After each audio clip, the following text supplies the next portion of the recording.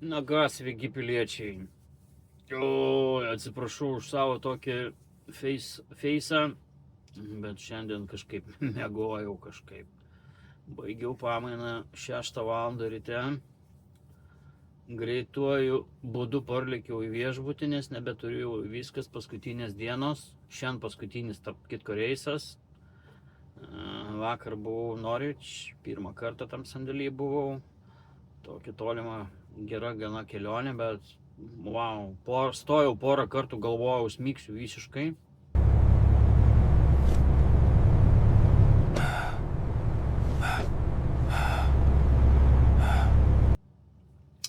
Nedavažiuosiu, nes praktiškai per 2-3 dienas pamainas, nežinau, mėgojau. Nežinau iš vis ar mėgojau, iš tikrųjų mėgojau ten po kelias, snudariavau po kelias akimirkas tenai, tai vakar buvo tikrai prastai. Tai šiandien grįžęs į viešbutį atsikėliau, kada aš atsikėliau? Bulemba, beveik 16 val. Atsiguliau gal kokią 8 ryte, smigau konkrečiai. Tai va, tai ką, pradedu paskutinę dieną Angluose ir trečiadienį namo. Sakiau, padarysiu kažkokį paplepėjimo video gal, atsisveikinimo su anglais. Verksiu. Tai va, jo, aš tikro dar nesuvokiu, bet bus liūdna, jaučiu tikrai. Patinka man Anglija, patinka Londonas, myliu be galo Londoną. Nežinau kaip bus. Bijau ir pagalvot kaip bus, bet sakykime, viskas bus gerai. Turėjau klausimų keletą tokių, nežinau, bandysiu gal atsakyti šiek tiek. Manęs klausia, kaip pradėjau, kaip įgijau patirtį. Pasakojau šią biškį savo tos istorijos. Sakysim, įsilaikiau teisės C kategoriją, jau senokai, prieš 7 metų. Jum čia kai kuriem nesenai, man tai čia jau senokai. Tai va, iš pradžių bijojau iš viso ten sunkvežimio dirbti. Tai pirmą ką padariau, nuėjau į Okado tokį kaip Lietuvoje Barbora. Sakysim, su tais vanais, mikruškiam tom, Luton van angliškai vadiname, su būdom tokiom. Vežiot užsakymus į namus. Tai davė didelę patirtį man tas važinėjimas su vanu. Tikrai davė didelę patirtį, ypatingai didelę patirtį davė Londone, nes pagrindas buvo Londonas, bet ir už Londoną, Essexas ir kitos grafystės šiaurės pusės, pietų pusės. Ne, pietų tiksliau neturėjau, šiaurės rytų pusė. Ir plus, kadangi reikėjo daug centro tenkti, aplink Tower Bridge, ten sakysim, ne visai Tower Bridge, bet sakysim, centrinės bankas, ten tas Barbikanas, ten davė patirtį žiaurę man. Žiauriai gerą patirtį davė tas važinėjimas, priprasti prie centro, prie kamščių, prie tikrai tokių kelių įvažiavimų, išvažiavimų ir taip toliau. Tai va, tada perėjau, jau išdrįsau pagaliau eiti ant sunkvežimio, susiradau Sainsbury's, tiksliau Wincanton tokią anglišką firmą, jie aptarnavo Sainsbury's prekybos centrus. Jau su C kategorija išėjau. Ką? Okado man davė tikrai neblogą patirtį nebebijot važiuot gal jau Londono keliais, Londono rajonais. Ir tada pradėjau dirbti Sainsbury's ant C kategorijos. Londonas irgi vėl tas pats, bet jau daug biškį platesnė geografija buvo. Ne tik tai šiaurė ir rytai, bet jau ir pietus, ir irgi centro pusė, Victoria Station ten aplink. Tada gavau dar didesnę patirtį, nes kas žino Londoną, tai jeigu aš atsimenu, kad važiavau į Londoną, kaip žiūrėjau, kai vyksta veiksmas, kai vaikštau po tas turistinės vietas, galvojau gyvenime, aš čia neįsivaizduoju, kaip važiuoti su mašina per tos Trafalgar Square, ten Piccadilly Circus, ten Oxford Street ir visi tenai Hyde Park, visi tie centriniai, Buckingham Palace, Victoria Station, visi tie centriniai rajonai. Ten, chaosas man atrodė beprotiškas. Bet kai pradėjau dirbti su sunkvežimiu, teko važinėti tom visom centriniam gatvėm, pro visus turistinius rajonus, pro Trafalgar Square, pro Oxford Street važiavau, ten kur galima dar važiuoti su sunkvežimiu.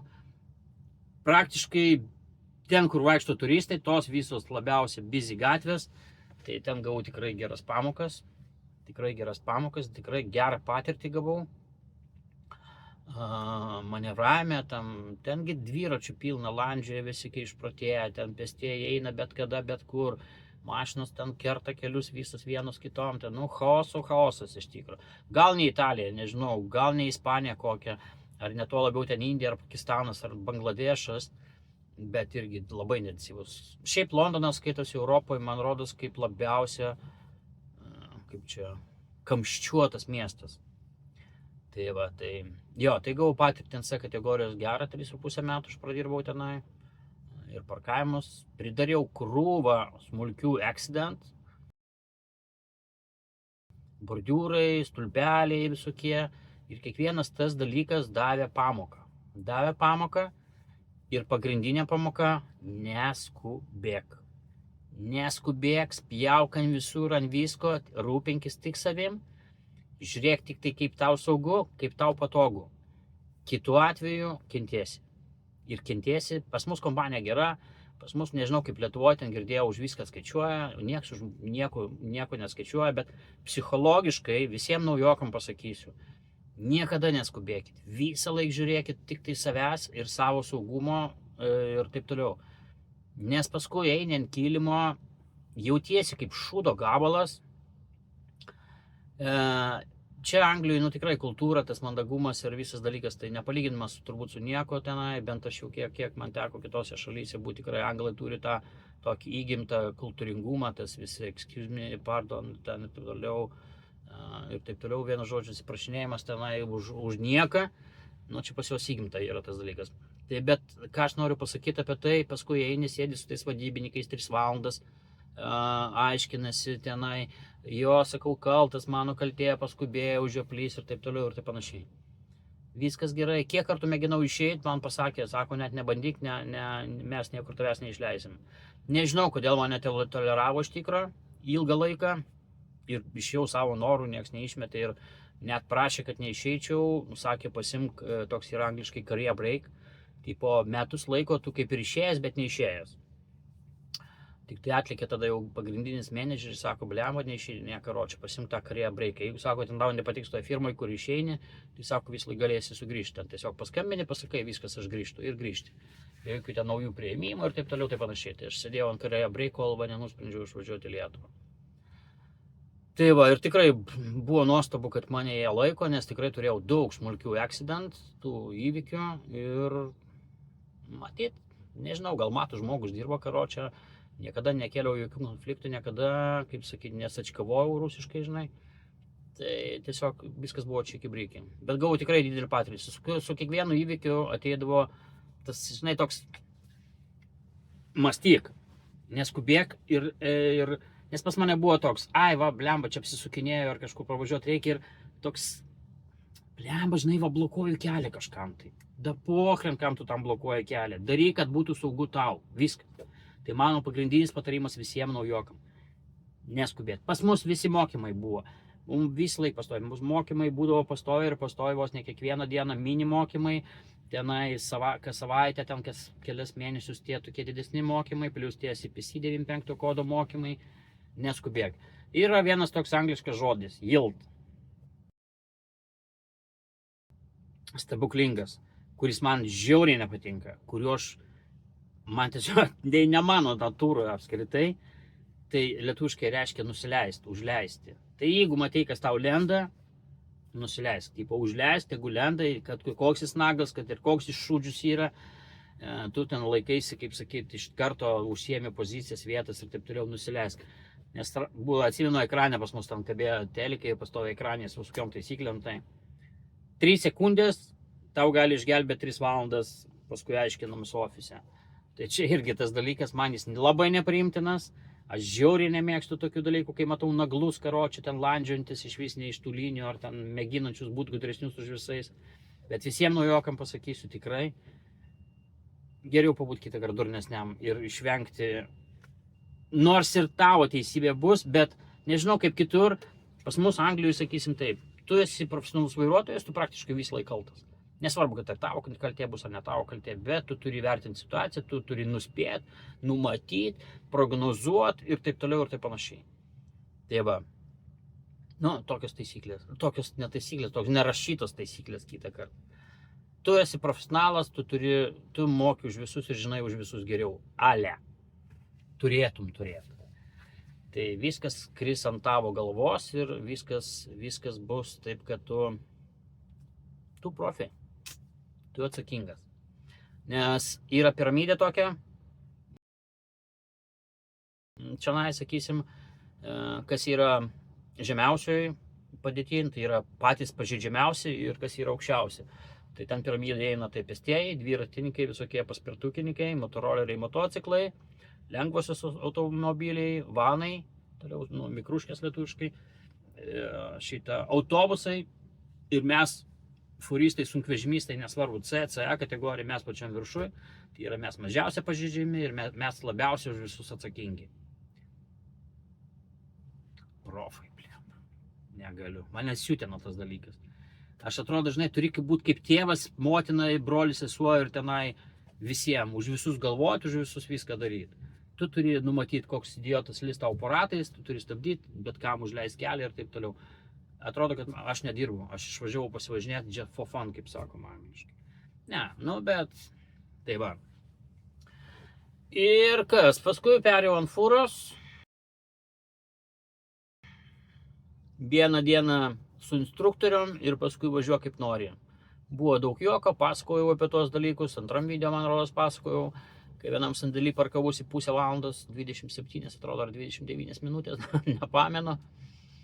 Tai va, bet patirtis ateina bedirbant. Tik tai mokinies iš savo klaidų, kažkas padeda kitą kartą, kažkas tave, kaip sakyt, pakoreguoja, bet šiaip žiūrėdavau ir video kitų furistų, kaip parkuotis, kaip tenai, sakysim, kampus išiminėti, žiedus išiminėti. Tokį vieną anglę moterį žiūrėjau, atsimenu, ten labai gražiai aiškino, kaip ten tos žiedus apvažinėti, tai tiesiog, man tikrai, atsiminiau tikrai kaip tos, kaip sakyt, kaip išiminėti tuos kampus, nors ir per mokymus aiškino, bet kai žiūri iš kito profesionalaus vairuotojo, ar tuo labiau tenai ta moteris, atsimenu, buvo naujokė irgi pati aiškino, kaip iš naujokės pozicijos. Tai va, ir patirtis ateina tik tai bedirbant. Jeigu nedirbsi, patirties ir neturėsi. Tai va, hebra. Čia atsakau į klausimą, kas klausė, kaip įgijau patirties ir kaip, bet aš nesu profesionalus vairuotojas dar. Tiksliau nesu profesionalas tame prasme, kad aš ten galiu parkuotis milimetrais, tikrai ne. Ir va, neseniai buvo čia gal užvakar buvo. Lygioj vietoj klupau. Visiškai lygioj, tuščioj, su krūvom. Pilna vietos, važinėk ten, pjaustyk saulės kaip nori. Kaip nepastatau, taip nepastatau. Baliamba, tai per daug į vieną pusę, tai per daug į kitą pusę, tai per daug į vieną, taip. Atrodo, būna dienų užkeiktų. Atrodo, atvažiuoji kokį nors, vos turi vietos susparkuoti, be jokių problemų iš pirmo karto parčiausiai. O atrodo, milijonas, daryk ką nori. Baliamba, pasistatyti negaliu. Ir pačiam jau kas pradeda imti, pradedi keiktis jau ir rėkaut pats su savim, pats ant savęs pradedi, galvoju, kokios nesąmonės darai.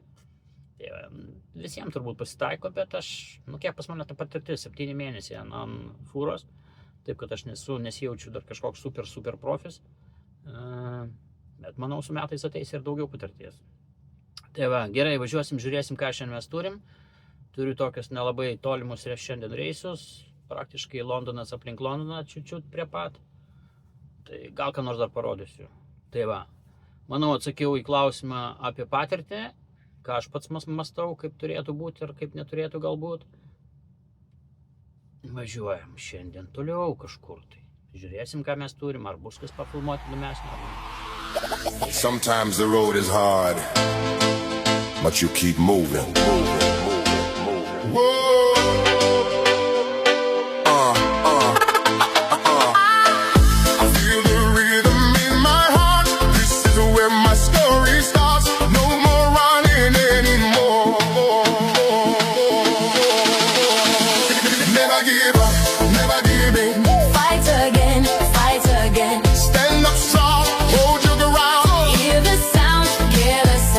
Never give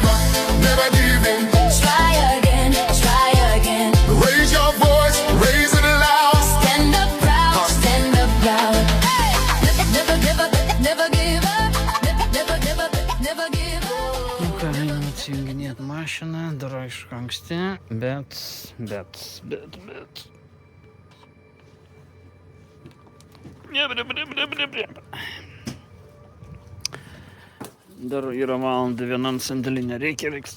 Ateik, čionai. Viskas pastatėm. O, bliat. Sorry. Užsidarom dangtelius.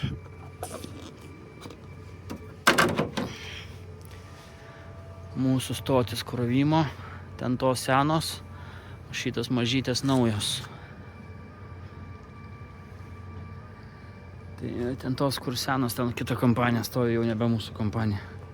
Nors tie patys elektriniai Mersa, bet jie turi dar elektrinių DAFų senų 21 metų. Tai jo, gražus vakaras, bet šiandien naktį buvo šalta. Kur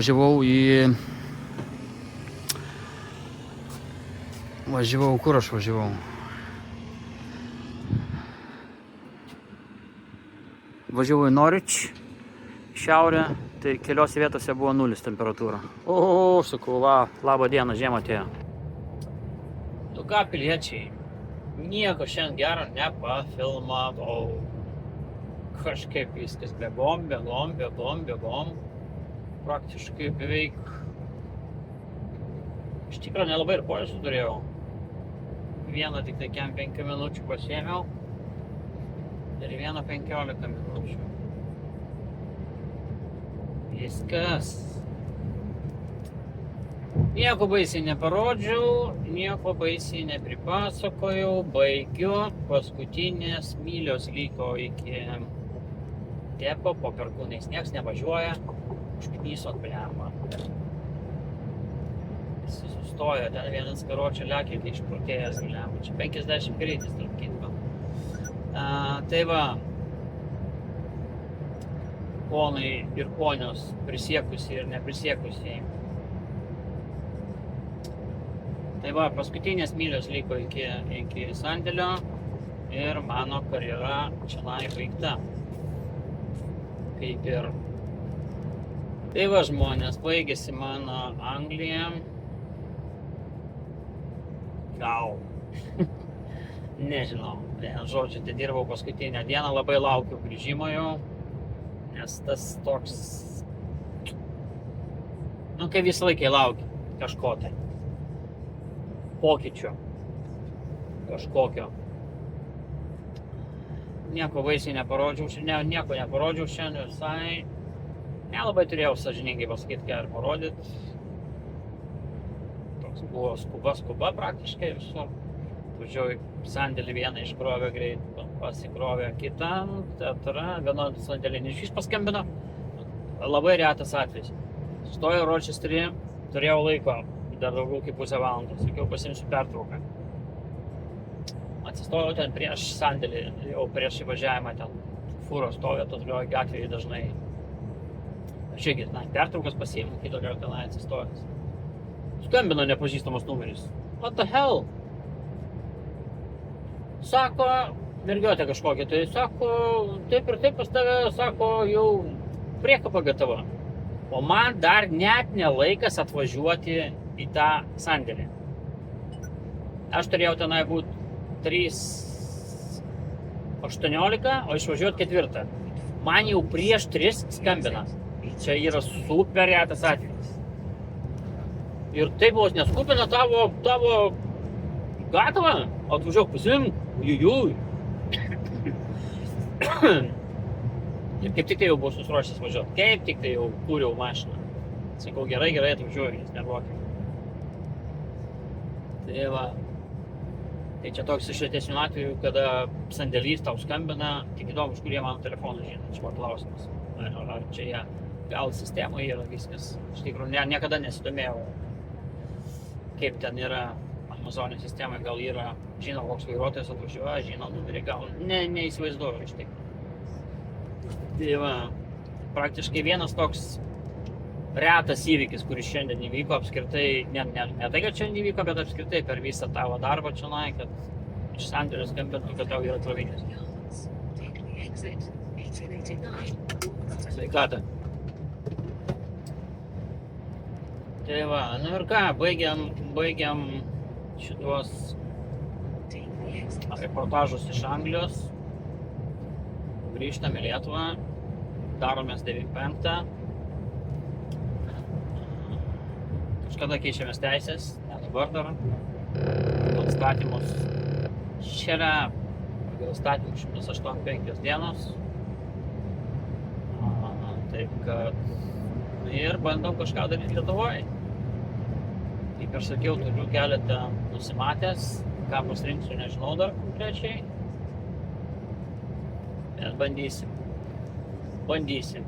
Tai va. Turbūt tiek šiandien ir pasakysiu. Papasakojau biškį apie savo karjeros pradžią, apie patirtį. Kaip ir minėjau, naujokam patarimas vienintelis turbūt. Patirtis ateis su darba, o vienintelis patarimas - niekada neskubėkite. Niekada. Nesvarbu, ką jums sako ten darbdaviai, ten ar dar kas nors. Neskubėkite. Už viską, ką padarysit kely, atsakingi jūs. Ne vadybininkai, ne bosai, blemba, ne marytės ir nežinau ten gavėjai, tiekėjai ar dar kas nors, o jūs. Jūs kentėsit, jūs už viską mokėsit, jeigu reiks mokėti, jūs eisit ant kilimo, niekas nors kitas. Kai anglai sako, stay safe. Tai va, likite saugus, tai yra pagrindinis mano patarimas ir visą galvokit, ką darote.